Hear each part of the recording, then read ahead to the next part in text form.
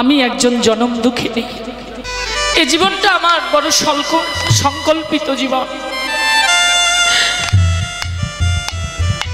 আমার কৃষ্ণ অনুরাগী পিতামাতা আশীর্বাদে, আপনাদের কৃপায় আমি আজও বর্তমানেও দাঁড়িয়ে রয়েছি ব্রহ্মচর্য পথে। চরিত্রটা পবিত্র রেখে বাকি জীবনটা যেন আপনাদের সঙ্গ করেই যেতে পারি, এই আশীর্বাদ চাই, আর কিছুই চাই না, কিছুই প্রয়োজন নেই আমার। ভগবান যদি কোনোদিন পুনর্জন্ম দেয়, তাহলে এ জন্মে যেমন একখানা কৃষ্ণ অনুরাগী মা পেয়েছিলাম, কৃষ্ণ অনুরাগী পিতা পেয়েছিলাম, আমার দাদাকে পেয়েছিলাম, ঠিক যদি প্রভু আমার কোনো জন্মে পুনর্জন্ম রাখে, তাহলে এমনটি করে কৃষ্ণ অনুরাগী মায়ের গর্ভে যেন আমার জন্ম হয়।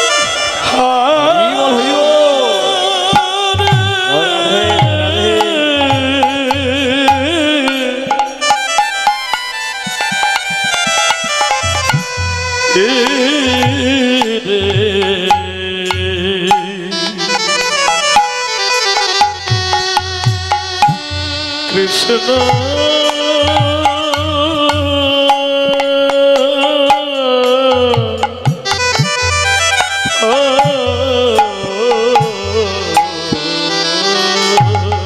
যখন আমাদের হৃদয়ে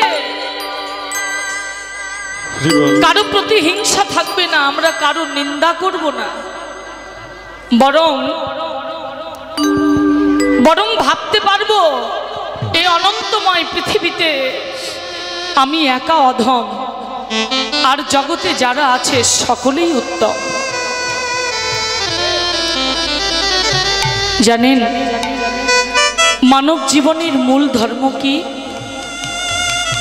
স্তব তো জীবনে কতই করেছি, স্তুতি তো জীবনে কতই করেছি, মন্ত্রতন্ত্র তো জীবনে কত জপেছি। স্তব স্তুতি মন্ত্রতন্ত্র সাধ্য সাধন ভজনের নাম আমাদের মানব জীবনের ভজন নয়।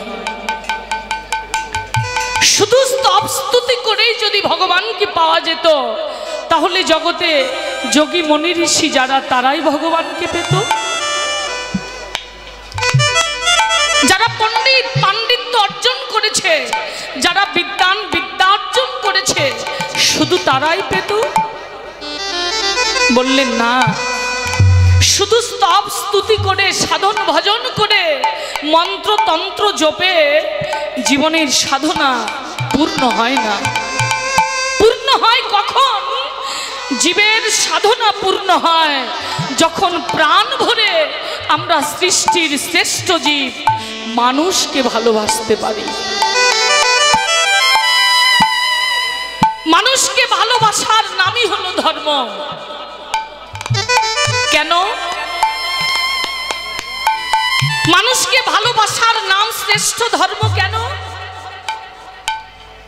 ভগবানকে পাবার স্বাদ আমাদের প্রত্যেকটা মানব দেহে, মানব হৃদয়ে রয়েছে বাবা। কার অন্তরেই না স্বাদ জাগে? যার সৃষ্টি এত সুন্দর, সেই সৃষ্টির স্রষ্টাকে যদি একবার দর্শন করতে পারতাম, তার কৃপা সান্নিধ্য, তার চরণ সান্নিধ্য আমাদের লাভ হতো। প্রত্যেকটা জীবের অন্তরে এই লালসা রয়েছে, অন্তর ভরা রয়েছে, কিন্তু পাবো কোথায় তিনাকে? কোথায় গেলে পাবো?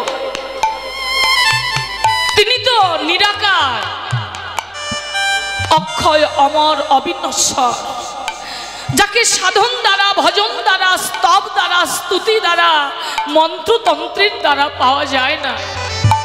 তাহলে কোথায় গেলে তাকে পাবো? ভক্তি শাস্ত্রে বলছেন, ভক্তের হৃদয়ে ভগবানের সতত বিশ্রাম। যদি ভগবানকে লাভ করতে চাও, যদি ভগবানকে পেতে চাও, তাহলে ভক্তের বক্ষে বক্ষ জড়িয়ে ধরে প্রেম আলিঙ্গন করো, তবেই ভগবানকে লাভ করতে পারো।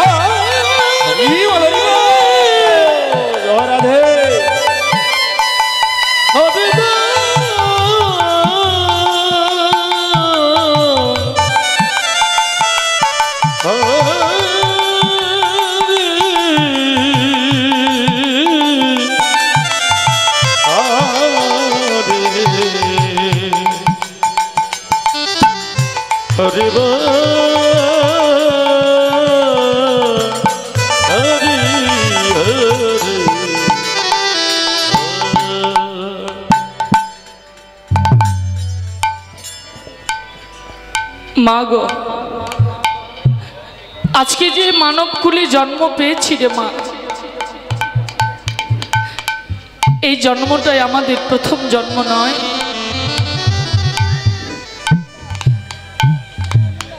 এই মানব জন্মটা পাওয়ার পূর্বে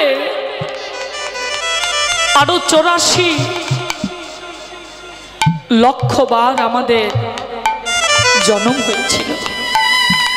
কত কুলেই না জন্ম পেয়েছিলাম, কীট পতঙ্গ পশু পাখি বৃক্ষ তরুলতা, কত কুলে। আহা, প্রত্যেকটি জন্মে জন্মে প্রভুর চরণে শুধু একটি প্রার্থনাই করেছিলাম, হে জগদীশ্বর, হে জগতের অধিপতি, আমাদেরকে আর কতদিন কতকাল পশুকুলে জন্ম দেবে প্রভু? একবার তুমি করুণা করে, তুমি কৃপা করে একবার আমাদেরকে একখানা কৃষ্ণ বলার বদন দাও। একবার তোমার কৃষ্ণ নামে প্রেমে কাঁদবার জন্য দুটি নয়ন দাও দয়াল, যেন কৃষ্ণ বলে কেঁদে আমাদের তপ্ত পরাণটা আমরা শীতল করতে পারি। দিয়েছেন ভগবান তো সব সইতে পারেন, কিন্তু ভগবান ভক্তের নয়নের জল সইতে পারেন। দিয়েছেন ভগবান আমাদেরকে উত্তম মানব কুলে জন্ম, কিন্তু এত সুন্দর মানব জন্মটা পেয়ে জীবনে কি করেছি বাবা? কি করেছি জীবনে? না করেছি প্রভুর নাম গুণ কীর্তন, না করতে পেরেছি প্রভুর নিত্য চরণ সেবার দাসত্ব, না ডাকতে পেরেছি বদন ভরে হানি তাই গৌর বলে, না দিতে পেরেছি নয়ন ভরা দুফুটা নয়ন গঙ্গা জল, কিছু দিতে পারিনি ভগবানের চরণে। কেঁদেছি জীবনে, কেউ যে কাঁদিনি তা নয়, কেঁদেছি জীবনে, কিন্তু কান্নাটা যেন মায়ার কান্না কেঁদেছি। এ জীবনে ভালো যে কাউকে বাসিনি তা নয়, ভালোবেসেছি, স্ত্রী পুত্র কন্যা ভাই বন্ধুকে ভালোবেসেছি, কিন্তু জাগতিক ভালোবাসায় না বড্ড বিনিময় আছে রে ভাই। জাগতিক প্রেমে, জাগতিক ভালোবাসায় খুব বিনিময় আছে। মা গো, জেনে রাখবেন, নিজের জীবন দিয়ে প্রমাণ করে নেবেন জীবনে আপনি কাকে ভালোবাসবেন। আপনি যাকেই ভালোবাসেন না কেন, ব্যথা পাওয়ার জন্য প্রস্তুত থাকবেন। স্বামীকে ভালোবাসবেন, স্ত্রীকে ভালোবাসবেন, পুত্র কন্যাকে ভালোবাসবেন, ভাই বন্ধুকে ভালোবাসবেন।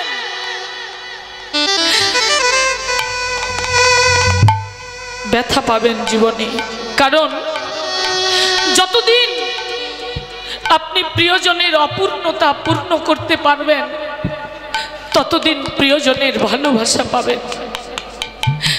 যতদিন প্রিয়জনের অভাব চাহিদা মেটাতে পারবেন, আপনি কর্ম করতে পারবেন, আপনার শক্তি সামর্থ্য থাকবে, ততদিন আপনার প্রিয়জনের অভাব থাকবে না। কিন্তু সারা জীবন কাহারও সমান নাহি যায়, এ জীবনটা সারা জীবন সমান যাবে না। একদিন অঙ্গের বল ক্ষমতা কর্মত্বহীন হয়ে যাবে, দুর্বল হয়ে পড়বো। একদিন প্রিয়জনকে কিছুই দিতে পারবো না, তাদের চাহিদা মেটাতে পারবো না, তাদের অপূর্ণতা পূর্ণ করতে পারবো না। সেই দিন দেখবেন আপনার পাশে আর কোনো প্রিয়জনও থাকবে না।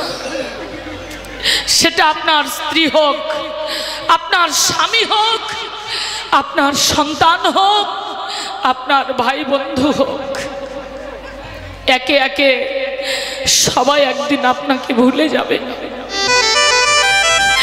স্বার্থের ভালোবাসা, স্বার্থ ফুরিয়ে গেলে সবাই ভুলে যায়। কিন্তু ওই ভালোবাসাটা যদি শুধু প্রিয়জনদেরকে না দিয়ে, ওই ভালোবাসাটা যদি আমার নিতাই গৌরের চরণে একবার অর্পণ করতে পারতাম,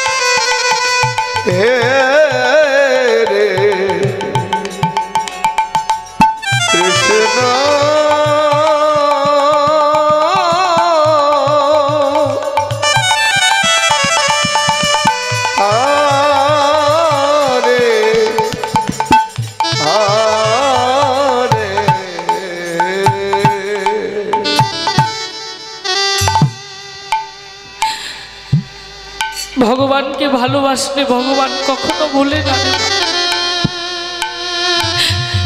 যদি বলতে পারতাম প্রভু আর জীবনে বলবার সময় হবে কিনা,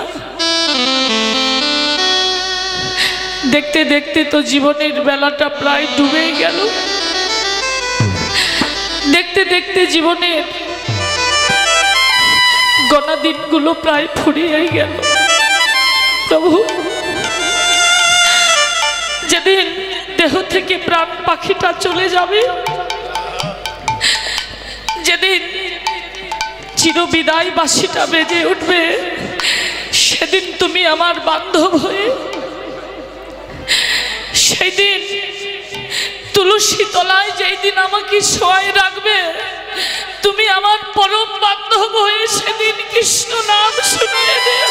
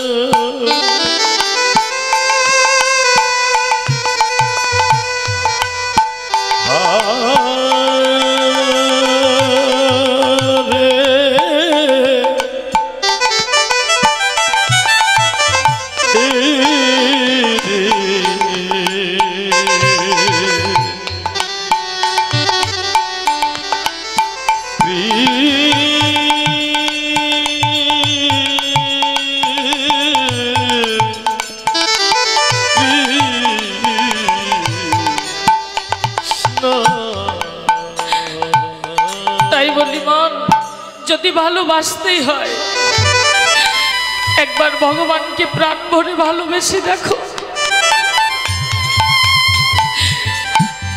জীবনের সমস্ত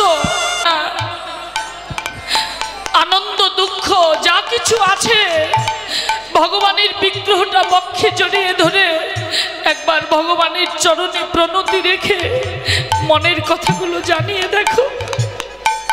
প্রভু তুমি তো সকলেই জানো দয়াময়,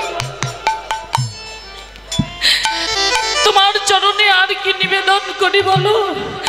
জনমে জনমে যুগ যুগান্তর ধরে তোমার বড় চরণে আমি অপরাধী। অপরাধ খণ্ডন করে আমার অন্তরের সমস্ত কথা, তুমি তো অন্তর্যামী, সবই জানো, সমস্ত হৃদয়ের কথাগুলো ভগবানকে জানিয়ে দেখো। কত সুখ, কত আনন্দ। তাই ভালো যদি বাঁচতেই হয় ভগবানকে ভালোবাসো। আসুন আমরা অভিমানের আসন ছাড়ি, ভক্তের চরণ ধুলাই দিয়ে গড়ি, বৈষ্ণব ভক্তের সঙ্গের মাধ্যম দিয়ে রাধা গোবিন্দ লীলা স্মরণ করি। যে লীলা স্মরণে রত হয়েছি তা হলো আমাদের গোবিন্দের প্রেমের গুরু গোবিন্দ বক্ষ বিলাসিনী বিশ্বভানু রাজনন্দিনী শ্রীমতী রাধা রানীর অভিসার লীলা। এই অভিসার লীলাটি পরিবেশনায় আমার অনেক অনেক রসাভাস ত্রুটি বিচ্যুতি হবে। সন্তান মনে করে, আপনাদেরই আদরের ছোট্ট বোনটি মনে করে চরণে রেখে ক্ষমা সুন্দর দৃষ্টিতে দেখবেন। সকলের শ্রীচরণে রইল আমার শত সহস্র কোটি দণ্ডবৎ প্রণাম। জয় জয়